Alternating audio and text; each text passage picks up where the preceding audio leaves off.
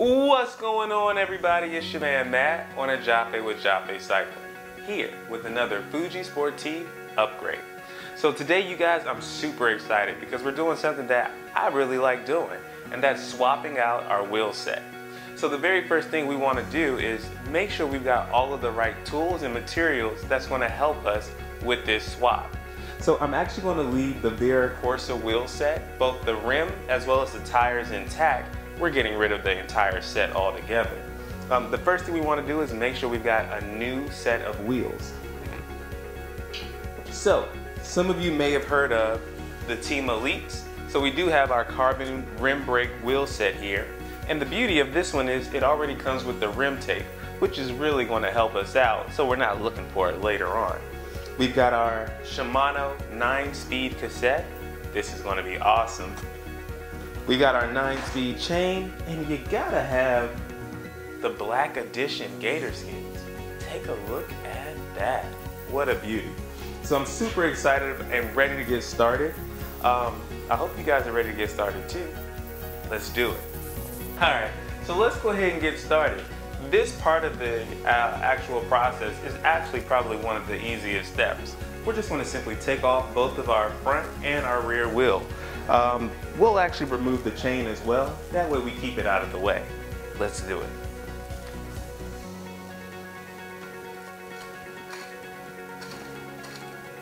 Now you always want to remember that whenever you're taking off your wheel, you want to loosen, if you have rim brakes of course, you want to make sure that you loosen that top lever, open the brake calipers so that it's actually a lot easier for you to get your brake, so that you can get your tires out of the actual dropouts. So we'll do this for the front, and then we'll do it again for the back. So first I want to release this lever, open our brake calipers up. We'll go ahead and open up all right, and you always want to remember to make sure that you're careful with that rear derailleur when you're removing your back wheel. Perfect. You guys say goodbye to our 8-speed. Really held up well. I did a century with this thing. Alrighty, so we'll go a little slow because it all depends on your personal preference and how you like to install your particular wheel sets. The way that I typically like to do it is I typically like to do tire, inner tube, and then cassette.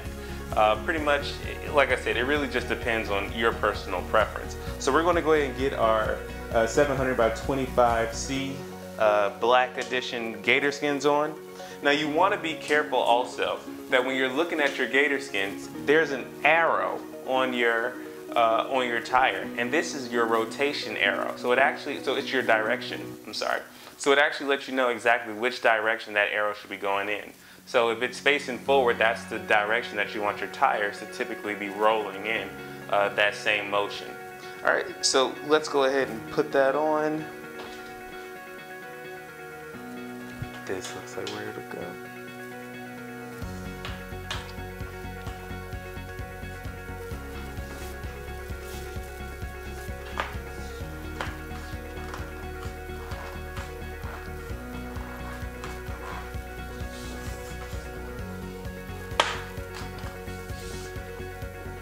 Now, I know you guys are probably wondering, Matt, why would you only put one side of the actual bike tire on your rim?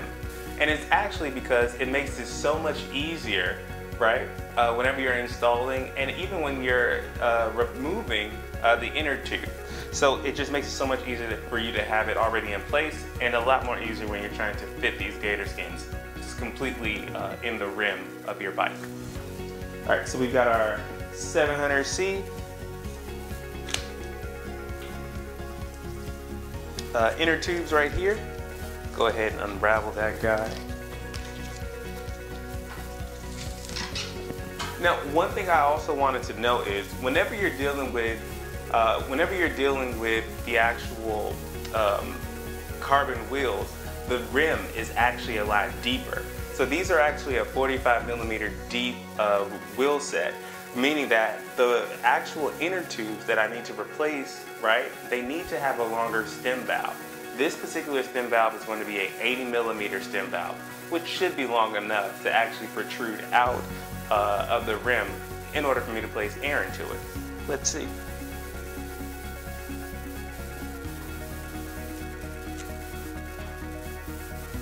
I do have a pump, but let's say we were out in the field and I just simply wanted to get a little bit of air in.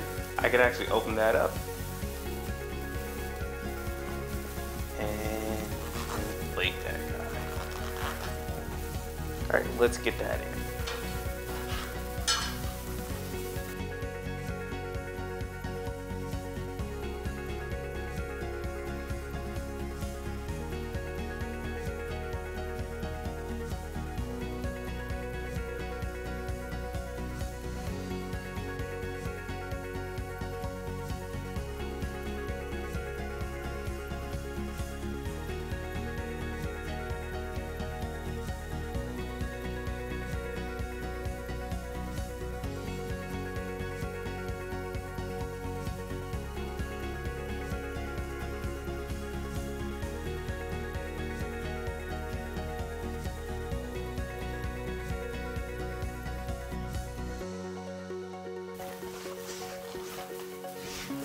And whenever I'm actually doing this, whenever I'm installing the inner tube, I want to make sure that I actually start to seat the actual tire back into the rim from the opposite side.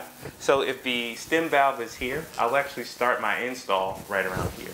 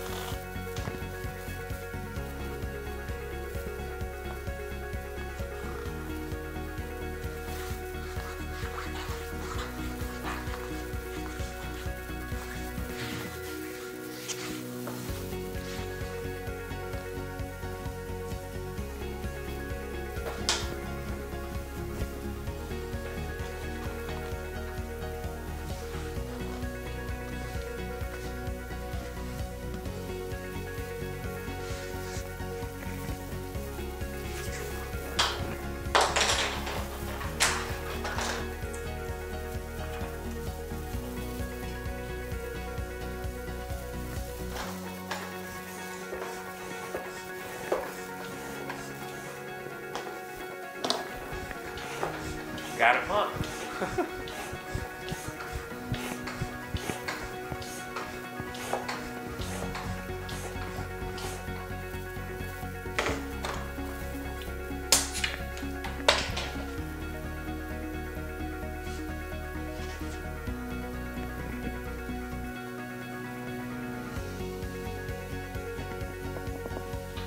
All right, so now that we've got that all situated, I think we're pretty much ready to put the cassette on.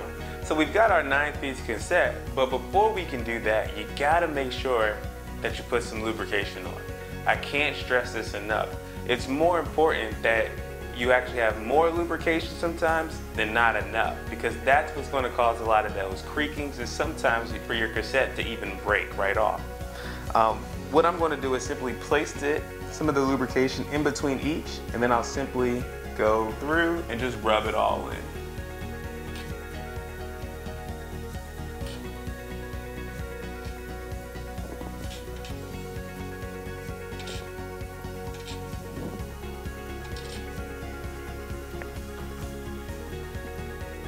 And then you just want to go through and rub it all through.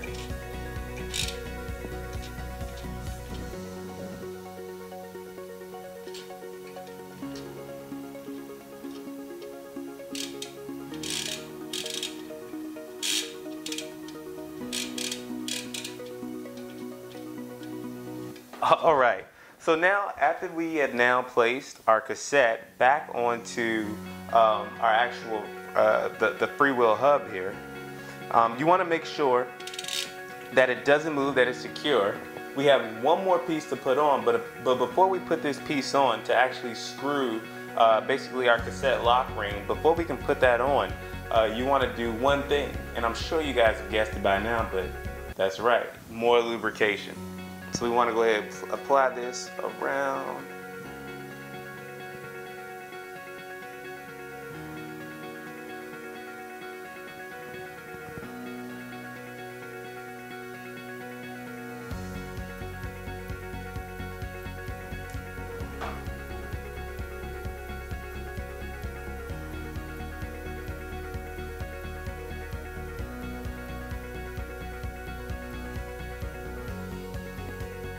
All right, let's get our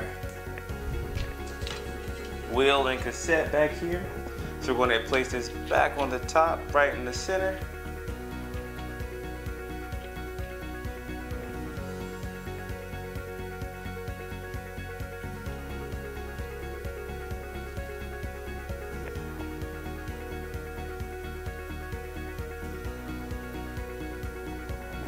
And then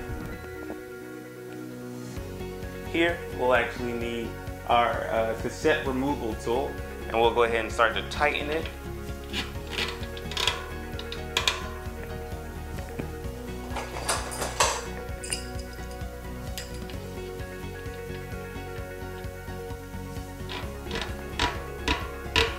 All right, and you want to make sure that you hear that locking sound on your cassette to make sure that we know that it's back on tight. And your cassette should have no give. There shouldn't be any place where any of the individual cassette, the cogs, where they actually move. If the cassette, or the individual cogs move, then you may be missing an actual spacer in the back, or you may be missing an actual cog. So you want to make sure that that's not the case. Sounds good to me. All right, you guys, simply throw the skewers back on. Make sure that you put the your tire caps back on and the lock ring as well for your inner tubes, and you are good to go. As you can see, it's not much to it. I really hope that this helps for anyone who's looking to get a new wheel set. If you guys like the content and want to see more videos like this, make sure to hit that like button, and as always, subscribe to our YouTube channel. It really goes a long way with the algorithm, helping us get more content out to you. As always, see you on the trails. Peace.